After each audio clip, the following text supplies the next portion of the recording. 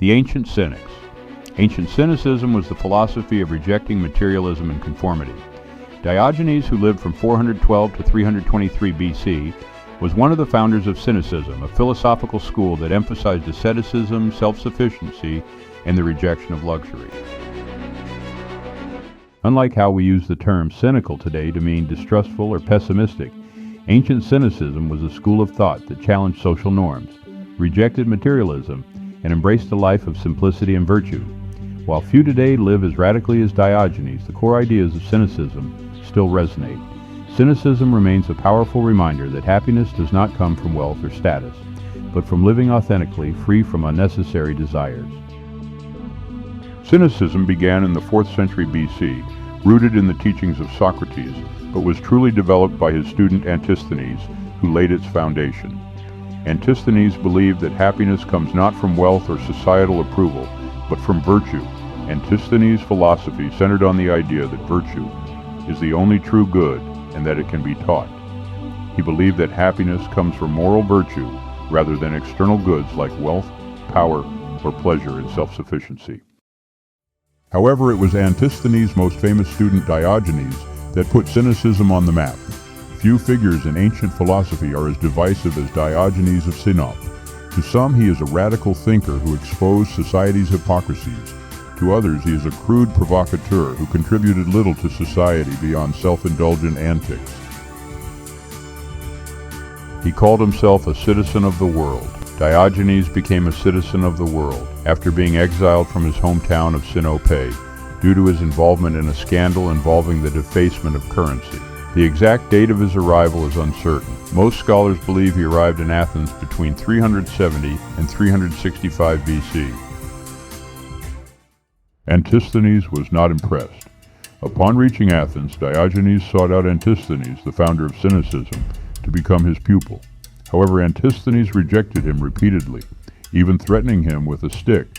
Diogenes, undeterred, responded, "Strike, for you will find no wood hard enough to drive me away." Diogenes persisted so relentlessly that Antisthenes eventually relented, and Diogenes became his student. Diogenes walked the talk. Diogenes lived his philosophy to the fullest.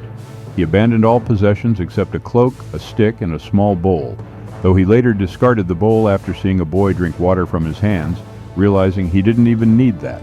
Diogenes had no regard for societal convention. He saw nothing wrong with urinating and defecating in public. Diogenes believed following arbitrary rules is far less important and meaningful than following nature. According to the Cynics, living according to nature and not human-created customs is the highest form of wisdom. Diogenes was a strange man. Diogenes was known for his biting wit and radical critiques of social conventions. Nicknamed Diogenes the Dog by his contemporaries, Diogenes embraced this insult as a sign that he was doing things correctly. A dog acts on the whims of its bodily functions alone. It goes to the toilet when needed and seeks out food when it gets hungry. It has no shame, and therefore it acts in accordance with nature alone. He was known to wander the marketplace by day with a lit lamp, saying, "I am looking for an honest man." Homeless and penniless. The most enduring image of Diogenes is that of him living in exile in the streets of Athens in a large ceramic jar, or barrel, renouncing all possessions and comforts. He ridiculed Plato, mocked those who sought knowledge, and berated anyone who adhered to social norms. His ideology preached that civilization itself was corrupt, and that virtue could only be found in rejecting it entirely. Plato once referred to Diogenes as Socrates gone mad, a label which has stuck with the Cynic philosopher ever since.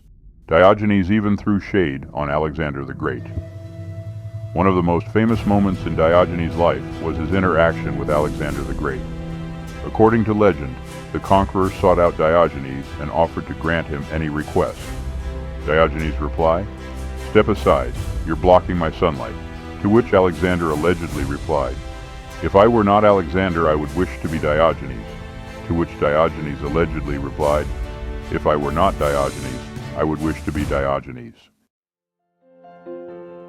The Cynics directly influenced Stoicism. It's unclear how exactly Diogenes died.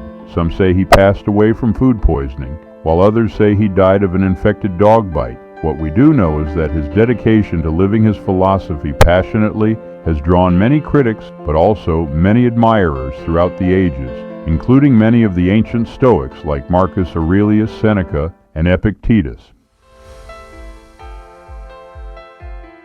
The ancient Cynics and their enduring legacy. The ancient Cynics' legacy, born in the streets of Athens, extends far beyond their time. Their insistence on authenticity, their rejection of superficial values, and their pursuit of a life aligned with nature planted the seeds for Stoicism, a philosophy that has guided emperors, scholars, and ordinary people alike. While the Cynics' barrel-dwelling, convention-defying ways would raise eyebrows today, their courage to live by their principles and challenge the status quo was a gift to Western philosophy. They remind us that true wisdom often lies in simplicity, and that a life of virtue is its own reward.